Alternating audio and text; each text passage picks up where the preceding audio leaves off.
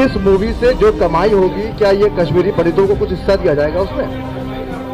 कमाई होगी तब बात करेंगे, अभी कमाई की स्थिति तो है। कमाई तो बहुत सारी हो रही है, स्थिति तो है, अभी आपको ऐसा लग रहा है वो गलत फहमी है आपकी। देखिए, एक सवाल मेरे पास है।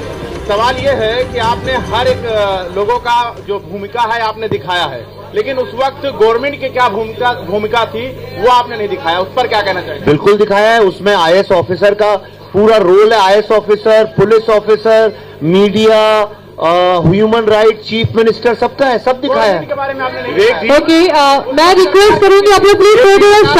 किसी से छुपा नहीं है कि जम्मू कश्मीर के क्या हालात, पिछले 3 दशकों में कितने लोग वहां मारे गए,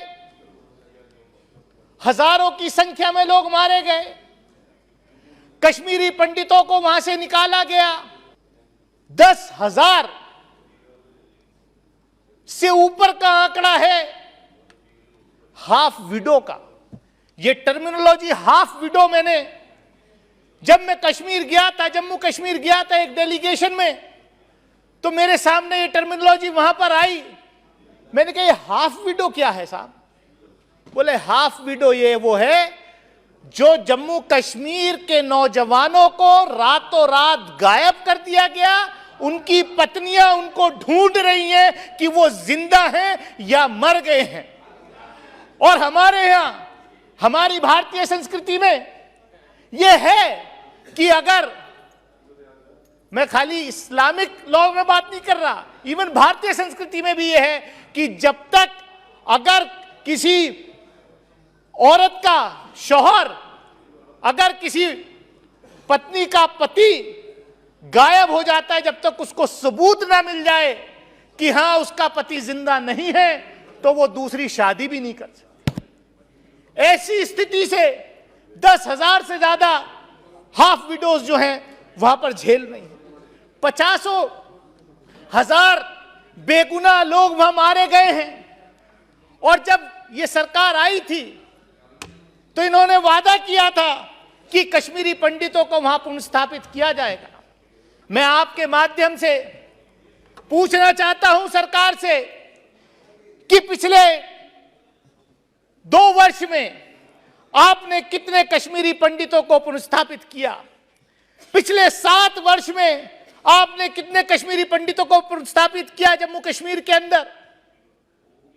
आपके पास, मैं समझता हूं, कोई जवाब नहीं है। हां, आपने पिछले 7 साल में, बड़े अभी माननीय मंत्री जी कह रहे थे कि हमने ये किया, हमने, हाँ आपने किया। जिस आतंकवादी को, क्योंकि सुप्रीम कोर्ट ने फैसला दे दिया कि वो आतंकवादी था जिसने पार्लियामेंट के ऊपर अटैक किया था, अफजल गुरु, उसको शहीद बताने वालों के साथ भारतीय जनता पार्टी ने जम्मू कश्मीर के अंदर सरकार चलाई थी। और आप कहते हैं उनकी बात, आप सिर्फ, यहां पर बात आई अभी कि कश्मीर फाइल्स एक मूवी आई है, उसको देखना चाहिए।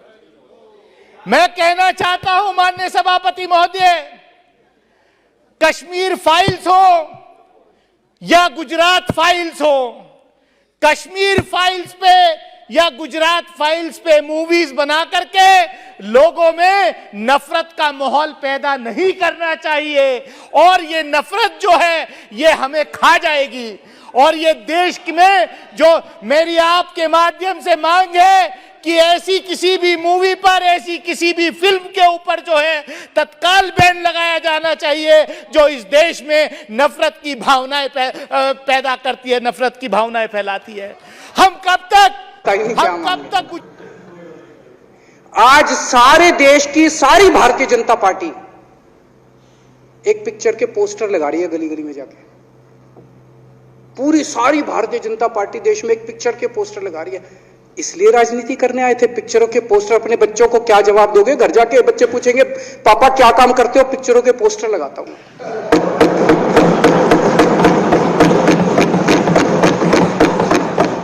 8 साल केंद्र सरकार चलाने के बाद अगर किसी देश के प्रधानमंत्री को विवेक अग्निहोत्री के चरणों में शरण लेनी पड़े तो इसका मतलब उस प्रधानमंत्री ने 8 साल में कोई काम नहीं किया, 8 साल खराब कर दिए।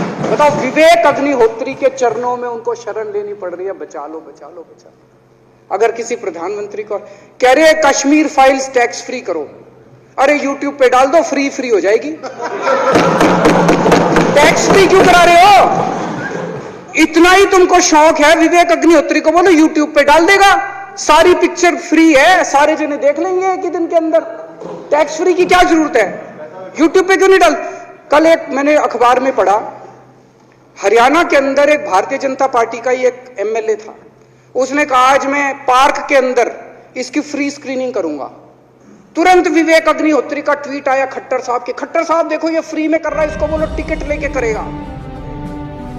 भाई साहब, कश्मीरी पंडितों के नाम पे कुछ लोग करोड़ों करोड़ों रुपए कमा रहे हैं और तुम लोगों को पोस्टर लगाने का काम दे दिया। आंखें खोलो, क्या कर रहे हो तुम लोग?